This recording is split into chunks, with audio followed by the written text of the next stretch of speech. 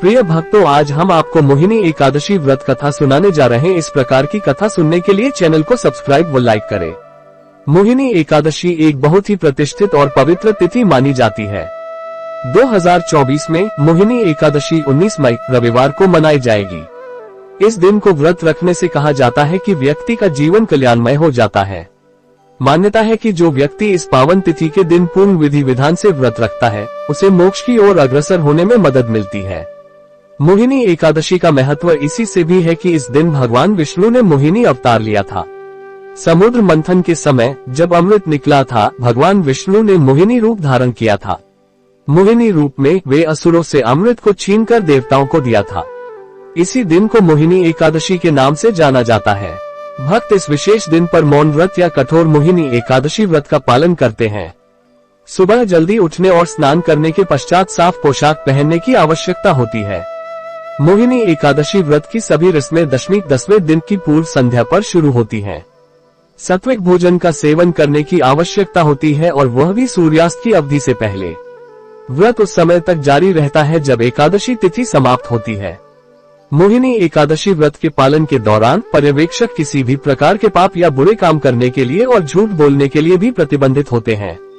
व्रत का समापन द्वादशी की पूर्व संध्या पर होता है, जो 12वां दिन होता है। सभी व्रतधारियों को अपने व्रत का समापन करने से पहले कुछ दान करने और ब्राह्मणों को भोजन कराने की आवश्यकता होती है। भगवान विष्णु को प्रसन्न करने के लिए उन्हें अपना पूरा समय मंत्रों को पढ़ने में लगाना चाहिए। विष्णु सहस्रनाम का पाठ करना अत्यधिक शुभ माना जाता है। इस विशेष दिन पर भक्त बड़े उत्साह और असीम भक्ति के साथ भगवान विष्णु की पूजा करते हैं।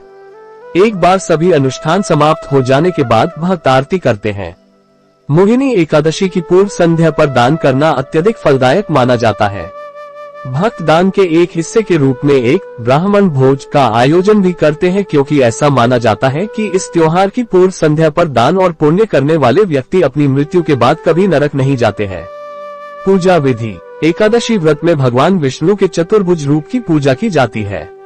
व्रत के दिन सूर्योदय के समय जागने और स्नान करना चाहिए। भगवान विष्णु की प्रतिमा के सामने बैठकर एकादशी व्रत कथा का पाठ करना चाहिए। दिन में भगवान विष्णु की पूजा के बाद रात्रि में श्री विष्णु का पाठ करते हुए जागरण करना चाहिए। निराहार रहकर भजन कीर्तन करते हुए रात्रि जागरण करने से काफी पुण्य मिलता है। एकादशी के अगले दिन द्वादशी तिथि के प्रातः काल में स्नान कर भगवान विष्णु की विधिवत पूजा करनी चाहिए। उसके बाद ब्राह्मणों को भोजन कराकर यथासंभव दक्षिणा देकर इस व्रत का समापन करना चाहिए। इन सभी कामों को संपन्न करने के बाद ही व्रती को भोजन करना चाहिए। मोहिनी एकादशी व्रत कथा। एक राजा के 5 पुत्र थे, सुम्न, द्युतिमान, मेधावी, सुकृत तथा धृष्टबुद्धि।